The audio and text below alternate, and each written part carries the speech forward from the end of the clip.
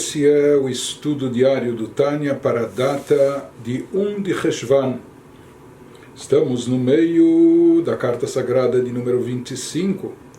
Anteriormente o Alter Rebbe nos explicou a grandeza da fala com conteúdo espiritual, divino, quando um Yehudi pronuncia palavras de Torá, ou ele lê o Shema, o Birkat Hamazon, fala coisas sagradas e elevadas utilizando a sua boca, isso remete, isso estimula e desperta, por assim dizer, o poder de fala divino, através do qual é transmitida uma energia adicional vital para o mundo. Isso atrai maiores bênçãos para o universo, isso faz com que a Shekhinah, que está revestida nessa fala de Deus, paire e se revista nas criaturas e assim por diante. Porém, nós já havíamos antecipado, já havíamos falado que Deus criou no mundo tudo de forma equilibrada, tudo que existe no lado do bem tem um correspondente equivalente no lado contrário, no lado do mal, para possibilitar o livre-arbítrio, a escolha da pessoa, que a pessoa faça a sua escolha não por falta de opção, porque só tinha o bem, pelo contrário, que tenha o mal também à sua disposição, e na mesma intensidade, com a mesma proporção, no mínimo, etc. Por isso Deus queria que houvesse tudo de forma correspondente, para que mesmo, apesar da existência do mal, da sua atração, da sua sedução,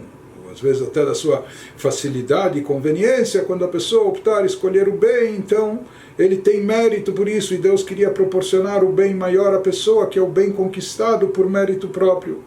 Mas de qualquer maneira, agora ele vai nos dizer que assim como existe o efeito especial das palavras de santidade que saem da boca do Yehudi aqui embaixo, seja que o poder da palavra, quando usado de forma positiva, pode estimular e desencadear efeitos na palavra divina, etc. Existe o lado contrário também. O que acontece quando é feito mau uso da palavra? Quando a palavra é utilizada, a expressão verbal é utilizada para algo negativo. Isso que prossegue o Alter Rebbe nos dizendo, sabido que Deus criou todas as coisas de uma forma correspondente, existe aquilo que foi criado no campo da santidade, existe o oposto àquilo no campo contrário, conforme fala o versículo em Eclesiastes. Então ele nos diz, assim como existem os 10 poderes da alma, os 10 poderes da alma divina, os 10 poderes atuantes na alma divina, existe também no lado oposto, não da alma divina, existem as chamadas 10 coroas de impureza. Assim, os poderes e as forças da alma animal, etc., eles são chamados no Zohar 10 coroas, não são chamadas de 10 sefirot, 10 poderes da alma, mas 10 coroas de impureza. Esses poderes também são correspondentes, ou seja, existe na alma animal, ela também é dotada da sua chokhmah, a sabedoria, a malandragem da alma animal, e assim por diante. Ela tem também os seus aspectos intelectuais, como também os seus aspectos emocionais, e também tem a sua expressão verbal, a sua fala, não é? Então ele nos diz, ele nos fala que as almas dos gentios ou dos idólatras são derivadas desses, elas possuem esses 10 poderes que são chamados no Zohar de 10 coroas de impureza, e elas também são compostas de 10 aspectos, esses mesmos 10 aspectos, esses mesmos 10 poderes que a alma divina possui, elas também possuem, só que a seu modo. Elas também estão compreendidas, elas também abrangem esses mesmos exatos 10 níveis, Modatzot Baaretz, e é sabido aqui na terra, ou seja, é algo conhecido, Mashkatuv Besefer Agilgulim, aquilo que é trazido nos escritos que trazem os ensinamentos do Arizal, do cabalista Rabbi Yitzhak Luria. Essas obras, o próprio Arizal não escreveu nenhum livro, mas os seus ensinamentos foram transcritos pelo seu aluno principal, Rav Chaim Vital. Numa dessas obras, Sefer Agilgulim, o livro das reencarnações, ele traz lá uma análise al Pasuk sobre um versículo que fala asher shalat ha'adam be'adam lera'alo. Um versículo também em Eclesiastes que nos diz que há um homem que governa sobre outro homem, mas isso é para o seu prejuízo. Ou seja, às vezes há um versículo que ele tem o seu significado, ou quais são as interpretações, mas aqui ele vai nos trazer a interpretação cabalística desse versículo. O versículo nos fala, Sher Shalat Adam, existe uma situação onde um Adam, um ser, ele domina o outro ser, mas isso, então ele acha que ele está numa posição superior, que ele está dominando, que ele tem as rédeas na mão, ele tem o controle da situação, mas na realidade ele diz que isso é ilusório. Esse homem domina o outro homem, esse ser domina aquele ser, mas isso é leralo, isso é para o seu mal, isso é para o seu prejuízo. Ele pensa que está dominando e com isso ele está prevalecendo, ele está saindo vitorioso, mas no fundo, na realidade, vai se caracterizar depois que esse suposto domínio que ele tinha sobre o outro era para o seu prejuízo. Explica sobre isso o Arizal, ele fala que se refere a esse versículo, Sheu Sod Galut Ashchina Betoch HaKlipot. Esse versículo faz alusão a esse segredo, a esse mistério do Galut Ashchina, do exílio da Shechina, que isso é um segredo, é um mistério, como entender, como aceitar que a Shekhinah, a presença divina, que é a força vital que dá existência, energia para uma criatura, não só possa ser ignorada, possa ser desprezada, mas pior do que isso, aquela criatura ainda coloca aquela faísca divina em exílio, ela ainda aprisiona ela, deixa ela no cativeiro. Para entender qual o segredo por trás disso, por que não só Deus permite isso, por que a Shekhinah, por que ele permite que a Shekhinah se submeta a tal situação, seja se ela é a força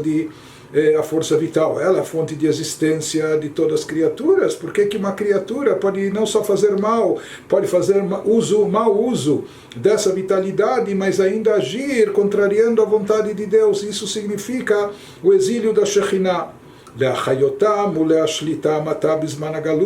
O Arizal explica lá de acordo com a Kabbalah que durante esse período de Galut, durante as épocas da diáspora, onde há encobrimento da luz divina, não temos o Beit HaMikdash, o templo sagrado, portanto há menos revelação divina no mundo. O povo de Israel foi banido da Terra Santa, se encontra no exílio, existe aqui uma diminuição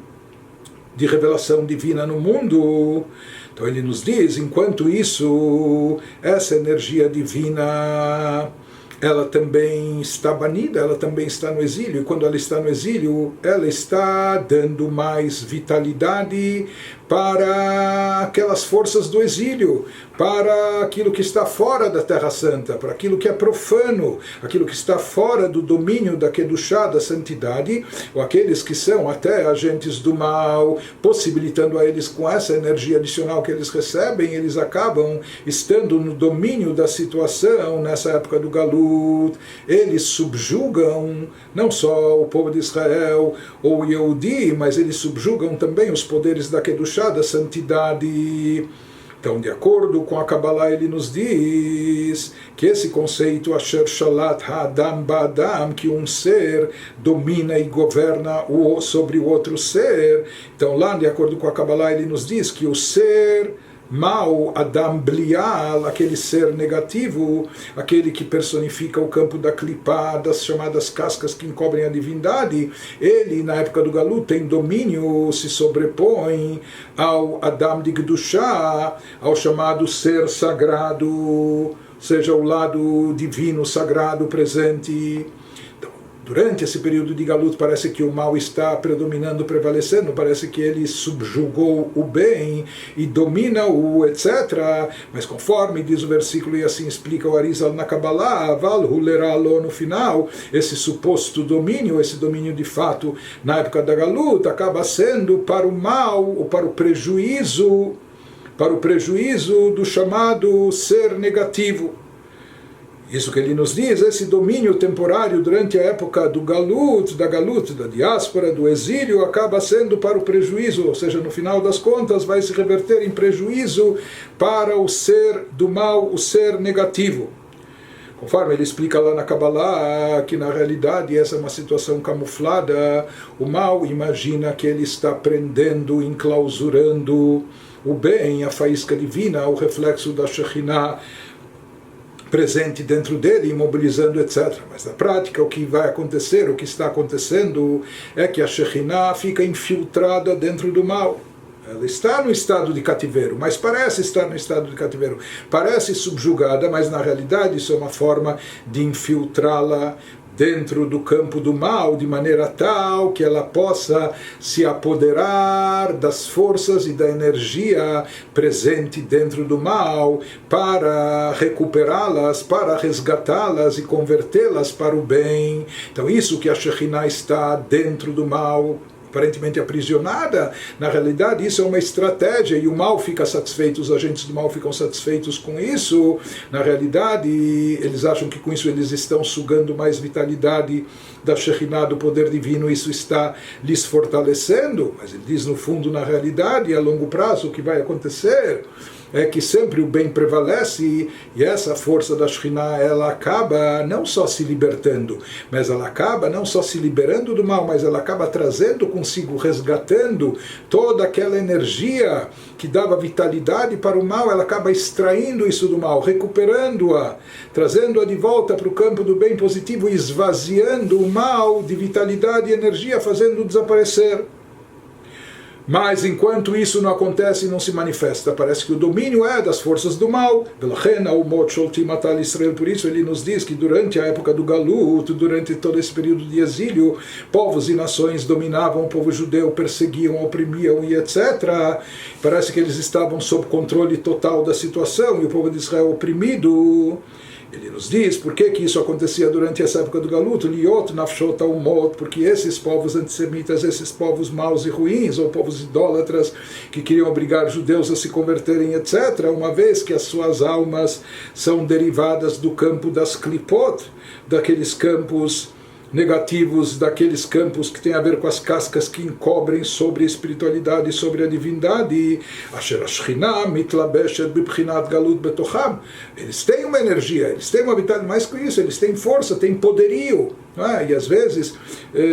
esse poder se manifestou durante décadas ou muito tempo, talvez às vezes até sobre séculos. Isso porque a Shekhinah estava investida também neles, mas o problema é que a Shekhinah, essa força divina que lhes dá esse poderio, que lhes dá essa força, ela se encontra dentro deles no estado de exílio, mas já que se encontra, eles têm a força de governar, de dominar e etc., de oprimir. Mas no final das contas ele diz que tudo isso faz parte de um processo, e esse é o motivo também do Galut, da longa diáspora que o povo de Israel atravessou e atravessa, e todo o período de exílio, para refinar e resgatar todas as centelhas divinas que estão espalhadas por todo o mundo, por todas as nações, e recuperá-las para o campo da Kedushá, da santidade. Isso é um assunto complexo, é um assunto profundo dentro da Kabbalah, e por isso nos diz o Alter Rebbe aqui, Vehinei av sheze tzarich beur rachav echumah mikol makom emet ken hu. Mesmo que aqui para entender esse assunto se requer, é necessário uma exposição muito extensa e etc. Ou seja, para entender como pode ser que a Shekhinah, que o brilho da luz divina fica subordinado, fica submetido a essa situação, como ele fica revestido até nos seres e agentes do mal, naqueles que personificam as klipot. Então, isso não é uma coisa fácil de entender, não é como a divindade aqui se submete a isso, mas ele nos diz, a realidade é essa, conforme explicado na Kabbalah. Para entender isso é necessária muita explicação, e aqui, por escrito, o contexto não permite que essa explicação seja feita, essa longa e profunda explicação seja feita por escrito. Mas de qualquer maneira ele nos diz, isso é o que consta nos livros da Kabbalah, אלא שאף על פי כן אין הקליפות והאומות יונקים ומקבלים חיות, אלא מהערה נמשכת להם מבחינת אחוריים דקדושה. Mas mesmo assim ele nos diz, por mais que pode haver essa situação temporária de domínio das clipot, das forças do mal, quando elas submetem, subordinam, subjugam a Shekhinah, que se encontra no Galut, se encontra exilada, enclausurada, e elas sugam dessa vitalidade e aproveitam para si essa energia, conduzindo isso para o mal. Mas mesmo assim ele faz uma ressalva aqui nos dizendo, baseado também no que já aprendemos anteriormente, שאלה שאף על פי כן אין הקליפות והאומות יונקים ומקבלים חיות, אלא מהערה נמשכת להם מבחינת אחוריים דקדושה. Ele nos diz que esse poder de acesso que as clipot têm, essa vitalidade divina, essa energia que recebem as clipot ou as nações, essa nutrição e força vital que lhes advém, ela chega somente de um reflexo da divindade que se estende até elas a partir de dimensões mais externas e superficiais da santidade, como a gente já explicou anteriormente, que aquilo que elas sugam, as forças do mal, todo mundo recebe, todos os seres e criaturas, no final derivam a sua energia vital, sua existência, eles recebem a sua vitalidade da divindade de Deus. Só que existe uma diferença, que as forças do mal, que elas devem existir para fazer parte do cenário que Deus queria e desejava, para possibilitar o livre-arbítrio, etc. Mas o que Deus preza é o bem. O que Deus realmente quer é o bem. Aqui ele queria que o mal existisse, não apenas como, não só como ator coadjuvante, talvez menos como isso, menos do que isso, como parte de um cenário para possibilitar o livre-arbítrio, mas Deus não preza e não quer o mal, Deus abomina o mal. Então ele nos diz, isso significa que a vitalidade que eles recebem é decorrente apenas de uma parte externa, de uma parte superficial da divindade, que man deixar de batar que foi naquela, como já explicado no Tânia, como alguém que por algum motivo técnico tem que dar alguma coisa para um inimigo odioso seu, então ele joga por trás dos ombros, ele nem quer olhar para sua cara, ele nem quer mirar o seu semblante. Assim é que Deus fornece vitalidade e energia para os seres negativos, para os governos totalitários e aqueles que oprimem, para as criaturas más, por mais que eles tenham força, poderio durante um certo tempo, mas toda essa força que é derivada da divindade lhes chega e lhes vem de um plano externo, superficial, inferior da energia divina, porque não é isso que Deus preza. E mesmo essa força vital que já é diminuta em termos espirituais, isso pode ter um poderio, uma força física aqui, um poderio bélico ou material, mas em termos de espiritualidade, aqui já se trata de uma energia vital muito diminuta e que vem ainda mais encoberta e mais oculta,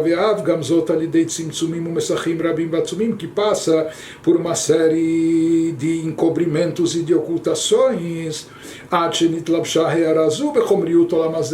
até que essa radiação, até que esse reflexo da luz divina possa se investir na parte mais material e palpável desse mundo. E quando já presente aqui nesse mundo, podem sugar, extrair dela vitalidade todas as criaturas, até as criaturas do mal. O mashpat laumot osher vechavod bechol tanugim gashmim. Por isso, até mesmo aquelas nações que eram contrárias à divindade, etc., às vezes elas tinham muita fartura, abundância, benesse, e ele nos diz que dessa energia divina que foi sintetizada, que foi condensada, que foi diminuída, que foi ocultada e encoberta, etc., quando ela já chega finalmente aqui no plano material, então dela pode acabar também se derivando riqueza e poderio, honra e até benesse e prazeres físicos para todas essas nações que estavam a serviço do mal. Mas em Israel, diferente disso, é de onde emana a vitalidade, energia divina para o povo de Israel, Yonkim Mibchinat Panim Elyonim, diz que eles extraem a sua vitalidade, o seu sustento, sua existência do chamado semblante supremo, não da parte de trás, não da parte externa, da parte inferior, mas daquilo que vem do semblante, como alguém que quer dar algo para o amigo. Então ele dá encarando, olhando olho no olho, face a face, com um sorriso no semblante, expressando carinho, e mais ainda o semblante panim expressa pnimiut, aquilo que está no âmago, no íntimo do ser. Então o povo de Israel se diz que a influência divina que eles recebem, a energia divina que lhes dá vitalidade, é derivada do panim elyonim, do semblante supremo, como Shkatuv, como está escrito na bênção sacerdotal, Yair Hashem panav eilecha, que Hashem faça o seu semblante, o semblante dele, resplandecer e brilhar sobre ti, que Deus ilumine o seu semblante para ti. Em outras palavras, essa energia de Deus que é transmitida para o povo de Israel de forma distinta, isso vem do semblante divino, Kol Echad Vechad Lefi Shoresh Nishmato Ad Ruma Ma'alot, e cada um recebe de acordo com a fonte raiz da sua alma até os níveis mais elevados, ou seja, aquelas pessoas que têm uma alma mais elevada ou uma capacitação espiritual maior, eles vão captar e absorver mais dessa luz divina, do semblante divino, etc., por assim dizer. E aqueles que têm talvez uma alma mais limitada e, portanto, uma capacitação, uma capacidade menor de captar, vão receber uma revelação em menor intensidade. Mas sempre essas revelações vão vir do âmago, do interior, do semblante da divindade, quando se trata de Am Israel.